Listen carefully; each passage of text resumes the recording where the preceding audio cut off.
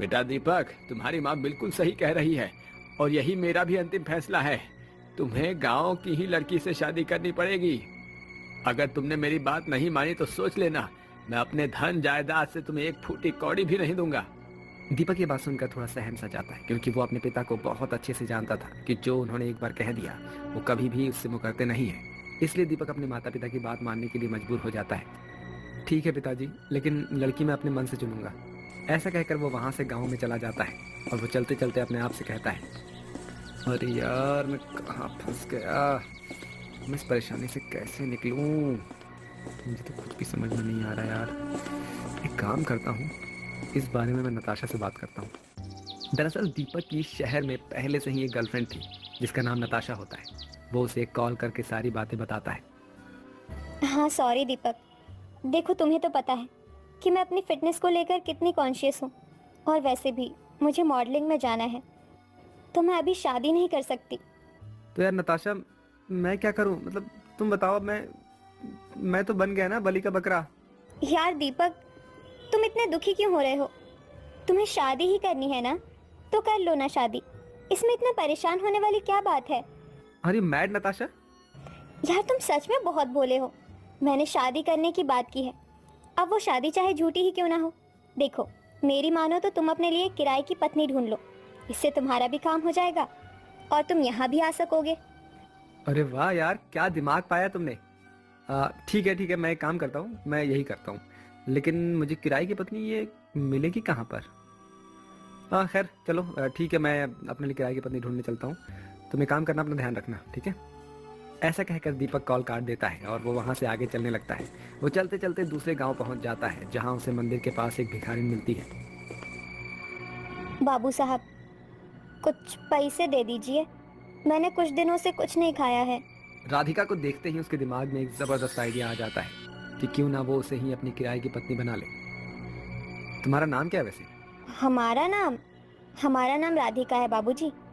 वैसे क्या करेंगे आप हमारा नाम जान के? तुमसे शादी। दीपक की बात सुनकर राधिका काफी हैरान रह जाती है, जिसके बाद दीपक राधिका को सारी बातें समझाता है। और अगर तुम मेरी ऐसी झूठी पत्नी बनी रही तो मैं तुम्हें हर महीने पैसे और खाना देता रहूंगा। तो क्या तुम्हें मेरी शर्त मंजूर है? जी, हमको मंजूर है। दरअसल राधिका के पास कोई और दूसरा चारा नहीं था। इस भिखारी वाली जिंदगी से तो किसी की किराए की पत्नी बनकर जीना ही उसे ज्यादा सही लग रहा था। इस तरह से कुछ दिनों में राधिका और दीपक की एक दूसरे से शादी हो जाती है और वो उसे शहर ले आता है। ऐसे ही कुछ दिन बीत जाते हैं और एक सुबह। दीपक जी, ये लीजिए आपके लिए कॉफी पीने के बाद आप नहा लीजिए। मुझे कब क्या करना है ये तुम्हें बताने की जरूरत नहीं है। चलो जाओ, तुम मेरी किराए की पत्नी हो ना, सचमुच की पत्नी बनने की कोशिश मत करो। जाओ यहाँ से और मेरा ब्रेकफास्ट रेडी करो, मुझे ऑफिस के लिए देरी हो रही है। राधिका उदास होकर रसोई में चली जाती है और खाना बनाने की तैयारी करने लगती है। कुछ देर बाद दीपक जब नहाकर ऑफिस के लिए तैयार होकर बाहर आता है तो ब्रेकफास्ट देखकर वो गुस्सा हो जाता है। ये सुबह सुबह आलू के पराठे? हैं, गंवार हो क्या तुम? कितनी बार बोला है मैंने कि तेरा गाँव नहीं है कि सुबह सुबह इतना भारी नाश्ता बना देती हो। ये शहर है और यहाँ के लोग ब्रेकफास्ट में ऑमलेट, ब्रेड, डोसा ये सब खाते हैं। रहने दो, मुझे तो ये सब नहीं खाना है। पता नहीं कहाँ से जाहिल लोग आ जाते हैं। जी, वो घर में ब्रेड बटर खत्म हो गए थे, इसलिए जल्दी जल्दी में आलू के पराठे बना दिए। अरे खत्म हो गए थे तो बाजार चली जाती। दिन भर तो तुम आलसी की तरह घर में पड़ी रहती हो। हाँ, जितनी तुम मासूम दिखती हो ना उतनी हो नहीं। ऐसा कहकर गुस्से में दीपक ऑफिस चला जाता है। दरअसल दीपक का रवैया राधिका के प्रति शुरुआती समय से ही ऐसा था। वो जब से राधिका को शहर लेकर आया था वो उसे ऐसे ही ट्रीट कर रहा था। एक रोज जब वो देर रात तक घर नहीं आया तब राधिका उसे फोन करती है। सुनिए जी, आज काफ़ी देर हो गई, आप अभी तक घर नहीं लौटे। जी बहुत घबरा रहा था। देखो, मुझे इस तरह से फोन मत किया करो, मैं ऑफिस में हूँ, जरूरी काम पड़ा हुआ है, ठीक है? टाइम लगता है, चलो रखो फोन। ये कहकर दीपक फोन रख देता है। तभी वहां पर पीछे से आकर नताशा उसे पकड़ लेती है। उससे कहती है, कम बेवकूफ नहीं बनाते तुम उस किराए की पत्नी को, साथ ही अपने घर वालों को भी। अरे यार, इसलिए तो मैंने उससे शादी की है ताकि हम बाहर मजे ले सकें। एक तरफ जहां राधिका दीपक के लिए भूखे प्यासे रात में इंतजार करती रहती है, तो वहीं दीपक उसकी बिल्कुल भी परवाह नहीं करता। वो देर रात घर आता है और सुबह जल्दी चला जाता है। दीपक नताशा के साथ कभी मूवी तो कभी शॉपिंग करता है, तो वहीं राधिका दिन भर ऐसे ही घर का काम करती है। दीपक अपना वक्त और पैसा नताशा पर ही रोज उड़ाता रहता है। ऐसे ही कुछ दिन बीत जाते हैं और एक रोज उन दरवाजे पर डोरबेल बजती है। राधिका दरवाजा खोलती है तो उसके सामने उसके सास ससुर खड़े होते हैं, जिन्हें देखकर राधिका बहुत खुश होती है क्योंकि वो उसे अपनी बेटी की तरह मानते थे। कैसी हो बहू? तुम्हें देखने को तो हमारी आंखें तरस गई थी। राधिका उनके पैर छूती है और उन्हें घर के अंदर ले आती है। फिर कुछ देर बाद, ये नालायक हमारी बहू का ध्यान रखता है या नहीं? नहीं नहीं माँ, बाबूजी, मैं तो उसका खूब ध्यान रखता हूँ। इसे किसी भी चीज़ की कमी नहीं होने देता हूँ। और तो और हर हफ्ते आपकी बहू को घुमाने और शॉपिंग पर भी ले जाता हूँ, वो भी अलग अलग जगह पर। बिल्कुल रानी बनाकर रखता हूँ उसे। चाहे तो आप खुद ही पूछ लो उससे। क्यों राधिका, सच कह रहा हूँ ना मैं? ये सुनकर राधिका हैरान रह जाती है क्योंकि ऐसा आज तक तो हुआ नहीं था जैसा दीपक बोल रहा था। लेकिन फिर भी वो अपने किराए के पति के हाँ में हाँ मिलाकर हामी भर देती है। फिर कुछ देर बाद, ये लीजिए माँ पिताजी, आपके लिए गर्मा गर्म कचौरियाँ। वाह बहू, तेरे हाथ की कचौरियाँ खाकर तो मेरा मन खुश हो गया। तुझे पता है हम इन कचौरियों को खाने के लिए कितना तरस गए थे। हाँ बहू, सच में। तो फिर आप पेट भरकर कचौरियाँ खाइए। इसके बाद मैं आप दोनों के लिए मक्के की रोटी और सरसों का साग खाने में बना दूंगी। फिर कुछ देर बाद, अच्छा माँ और बाबूजी, आप लोग आराम कीजिए, मैं ऑफिस चलता हूँ, ठीक है? शाम को मिलते हैं।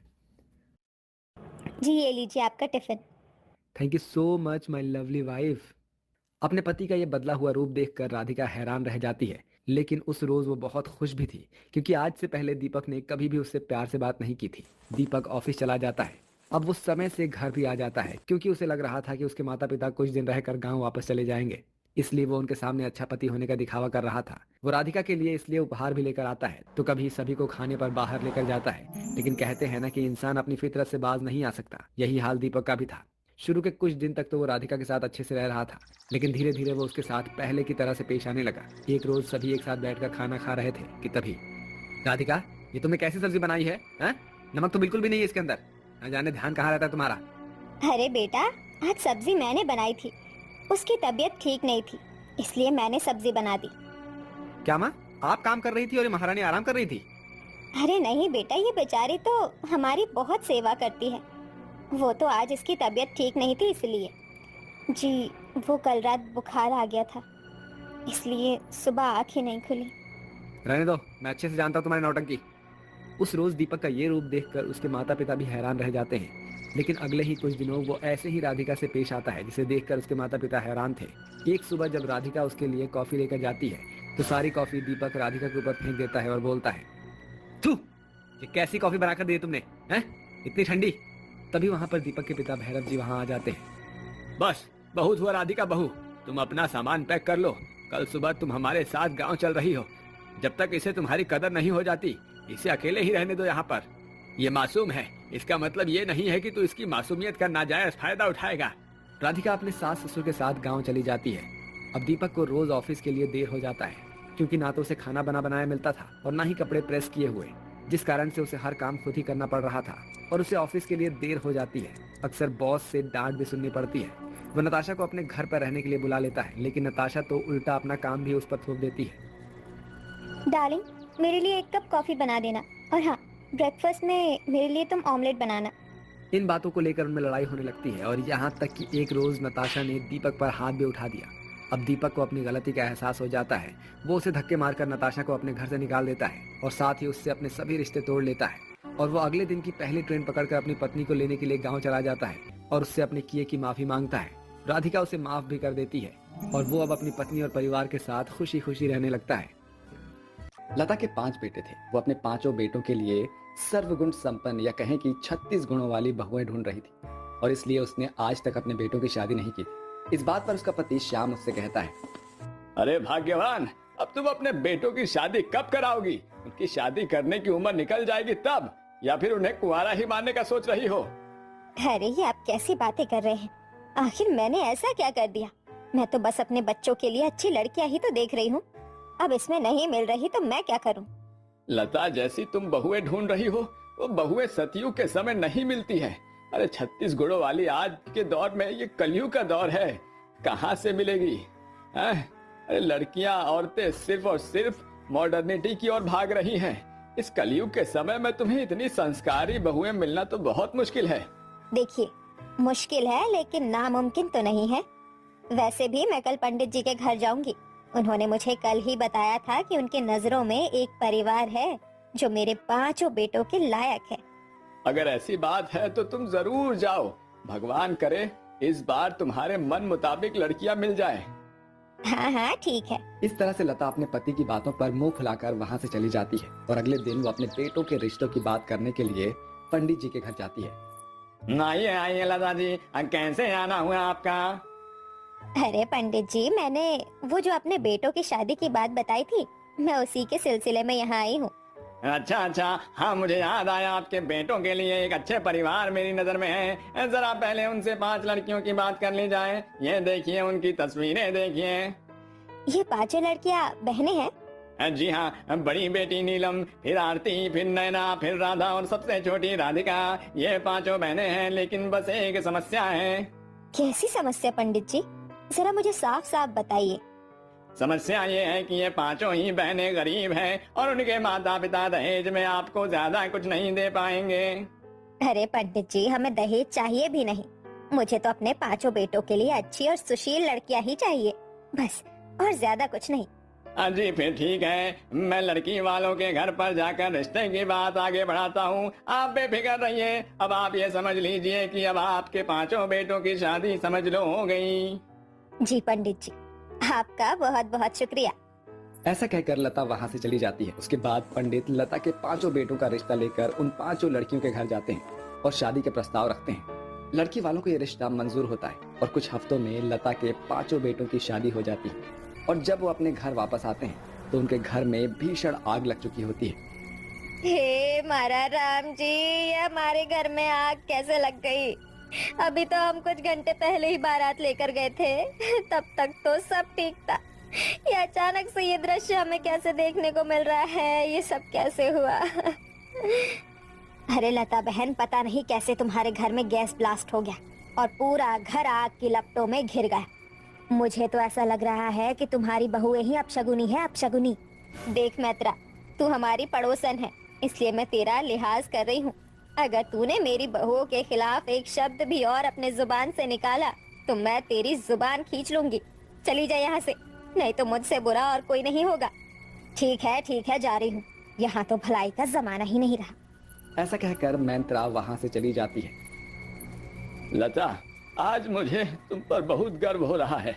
तुमने उस मंत्रा को बहुत अच्छा जवाब दिया, लेकिन अब हमें यहाँ से चलना चाहिए। लेकिन कहाँ जाएंगे हम? सब कुछ तो राख में खाक हो गया। तभी वहां पर लता की बड़ी बहू नीलम कहती है, माँ जी, हारे को एक तिनके का सहारा भी काफी होता है। मैं आपसे एक बात कहूँ? हाँ बोल बहू। माँ जी, यहाँ से जंगल कुछ ज्यादा दूर नहीं है, वहाँ पर हम अपना घर बना सकते हैं। हाँ लता, बड़ी बहू बिल्कुल ठीक कह रही है, हमें यहाँ से चलना ही चाहिए। जैसा आप सभी को सही लगे। इसके बाद लता का पूरा परिवार जंगल की ओर जाने लगता है। वो चलते चलते बहुत ज्यादा थक जाते हैं, लेकिन फिर भी वो एक दूसरे को हार नहीं मानने देते। कुछ समय चलने के बाद वो सभी जंगल में पहुंच जाते हैं। लो बहू, हम सब जंगल में तो आ गए, अब बताओ क्या करना है? माँ जी, अब आप यहाँ पर बैठकर आराम कीजिए। यहाँ से आगे का काम आप अपनी 5 बहू और बेटों पर छोड़ दीजिए। माँ जी, मैं नयन और राधा जंगल से लकड़ियाँ इकट्ठा करके लाती हैं। मैं और नीलम दीदी थोड़े से मिट्टी को भी इकट्ठे करके लेकर आते हैं। लेकिन बहू, इससे तुम करने क्या वाली हो? माँ, हम इन सब की मदद से अपना घर बनाएंगी और इसी में हम सभी अपना गुजारा करेंगे। सच में मेरी बहुएं तो साक्षात देवी माँ का स्वरूप है। ठीक है बहू, जैसा तुम्हें ठीक लगे तुम वैसा करो। रुको, इसमें हम 5 भाई भी तुम्हारी मदद करवाते हैं। इसके बाद लता के 5 बेटे और बहू मिलकर जंगल से लकड़ियां, मिट्टी और कुछ घास फूस को इकट्ठा करके लाते हैं और कुछ घंटे की मेहनत और परिश्रम के बाद 5 बहुओं का गरीब ससुराल बनकर तैयार हो जाता है। देखा ना आपने श्याम जी, मेरी बहुएं हैं ना 36 गुणों वाली। हाँ लता, मान गया मैं तुम्हारी चॉइस को। तुमने सच में लाखों में एक बहू लेकर आई हो अपने बेटों के लिए। रुको बहू, तुम्हारा अभी गृह प्रवेश भी नहीं हो पाया। इस मिट्टी के घर में मैं तुम्हारा अच्छे से तो गृह प्रवेश नहीं कर सकती, लेकिन जो है मेरे पास उससे तो कर सकती हूँ। जी माँ जी। इसके बाद लता अपने 5 बहुओं का गृह प्रवेश करती है और उस मिट्टी के घर में जैसे तैसे समय गुजारते हैं। ऐसे ही अगली सुबह हो जाती है। माँ जी, पिताजी, ये लीजिए चाय। अरे बहू, यहाँ गैस चूल्हा कहाँ से आया और तुमने ये चाय कैसे बनाई? माँ जी, हमने यहाँ लकड़ियों की सहायता से आग जलाई और मिट्टी के घड़े से काली चाय बनाई। यहाँ हर चीज प्राकृतिक तौर पर हमें मिल ही जाता है। अगर आपको भूख लगी हो तो हमने आपके लिए अच्छे अच्छे फल लेकर आए हैं, आप खा लीजिए। तभी वहाँ पर नयन आ जाती है। माँ जी, अगर आपको नहाना हो तो आप यहाँ से सीधे पास के झरने में चली जाइएगा। वहाँ आपको बिल्कुल बहता हुआ ताज़ा पानी मिल जाएगा। अपनी बहुओं को ऐसी जुगाड़पंती और जमीन से जुड़े संस्कृति अच्छे स्वभाव के कारण लता अपनी बहुओं से कहती है, मैं सच में धन्य हो गई तुम जैसी बहुओं को पाकर। नहीं तो आज जिस परिस्थिति में हम हैं, इस परिस्थिति में तो आजकल की मॉडर्न लड़की अपने ससुराल को छोड़कर वापस अपने मायके चली जाती है, लेकिन तुम फिर भी इस परिस्थिति में हमारे साथ डट कर खड़ी हो। हाँ, सही कहा तुमने लता। इस तरह लता और श्याम अपनी बहुओं की तारीफ करते हुए नहीं थकता। ऐसे ही समय गुजरता है और इस मुश्किल परिस्थिति में पूरा परिवार मिलजुल कर हर समस्या का डट कर सामना करता है। किसी के भूख प्यास को एक दूसरे की चिंता होती है। ऐसे ही कुछ महीने बीत जाते हैं और एक दिन लता के 5 बेटे एक साथ आ जाते हैं। माँ, पिताजी, एक खुशखबरी है। कैसी खुशखबरी बेटा?